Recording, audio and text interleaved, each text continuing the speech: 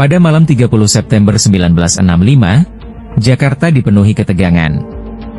6 jenderal angkatan darat diculik dan dibunuh oleh kelompok yang menamakan diri Gerakan 30 September. Dalam hitungan jam, Indonesia terguncang.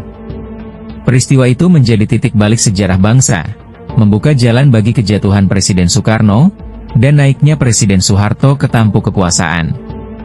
Namun, di balik narasi resmi yang selama puluhan tahun ditanamkan kepada rakyat Indonesia, ada pertanyaan besar, apakah benar semua ini murni gerakan PKI?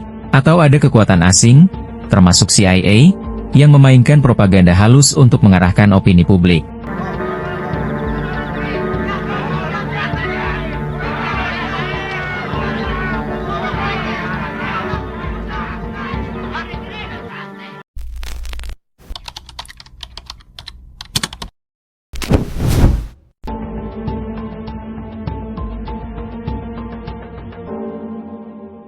Tahun 1960-an, dunia terbelah. Amerika Serikat dan Uni Soviet bersaing habis-habisan dalam Perang Dingin. Indonesia, dengan Presiden Soekarno yang karismatik, menjadi negara yang penting secara geopolitik. Soekarno menjalin hubungan erat dengan Uni Soviet dan Tiongkok, dua negara komunis besar.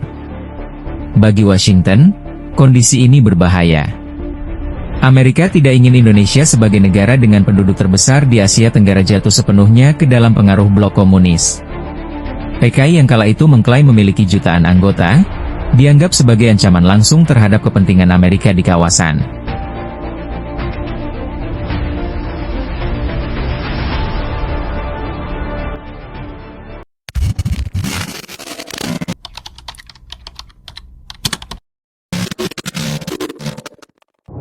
Dokumen-dokumen yang belakangan terungkap menunjukkan, CIA sudah lama melakukan operasi rahasia di Indonesia. Mulai dari mendukung pemberontakan PRRI Permesta pada 1958, hingga menyebarkan propaganda anti-komunis. Ketika G30S meletus, propaganda menjadi senjata paling efektif. Dalam waktu singkat, PKI dituduh sebagai dalang tunggal. Media massa yang kala itu sudah sebagian dipengaruhi, dengan cepat menyebarkan kisah-kisah mengerikan, dari penyiksaan para jenderal, hingga cerita mengenai kekejaman Gerwani. Banyak sejarawan meyakini, narasi ini bukanlah murni fakta, melainkan hasil rekayasa propaganda yang sangat efektif. Tujuannya jelas, membangkitkan kebencian rakyat terhadap PKI, dan memberi legitimasi kepada Angkatan Darat di bawah Jenderal Soeharto untuk mengambil alih kekuasaan. Memang ada daripada tahanan-tahanan daripada Partai Komunis Indonesia itu.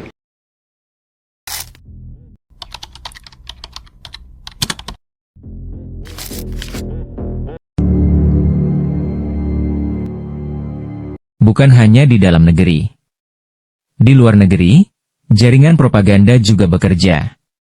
Arsip CIA dan dokumen Departemen Luar Negeri Amerika Serikat menunjukkan adanya distribusi selebaran, laporan, dan kampanye media yang menggambarkan PKI sebagai dalang kekerasan. BBC dan media barat lainnya turut mengulang narasi serupa. Sehingga dunia internasional melihat peristiwa G30S semata-mata sebagai kudeta komunis yang gagal. Hasilnya, ketika Jenderal Soeharto melakukan penumpasan besar-besaran, membunuh ratusan ribu orang yang dituduh simpatisan PKI, dunia barat nyaris diam. Bahkan, banyak yang justru mendukung.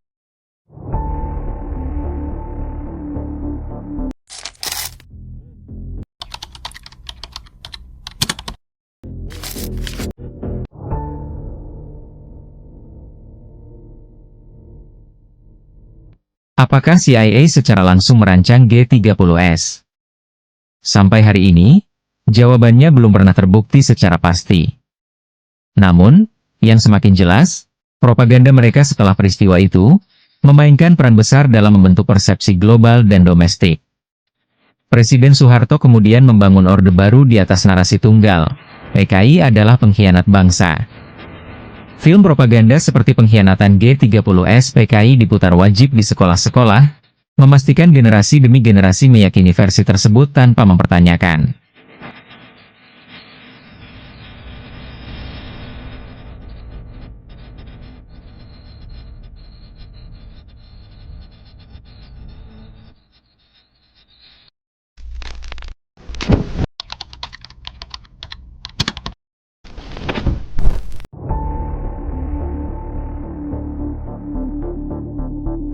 Hari ini, tepatnya 6 dekade setelah tragedi itu, bayang-bayang propaganda masih terasa.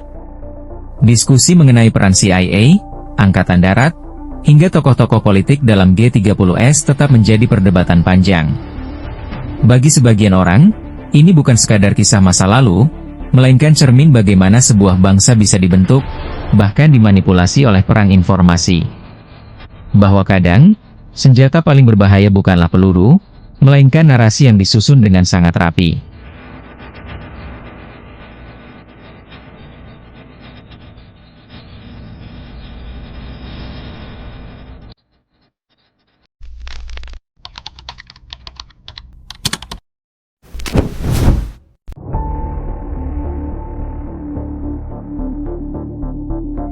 Gerakan 30 September 1965 tetap menjadi misteri besar sejarah Indonesia.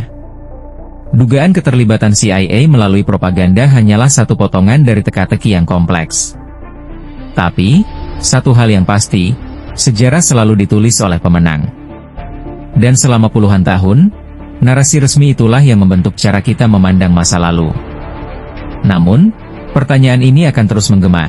Apakah kita benar-benar mengetahui kebenaran, atau hanya menyaksikan hasil dari sebuah propaganda global?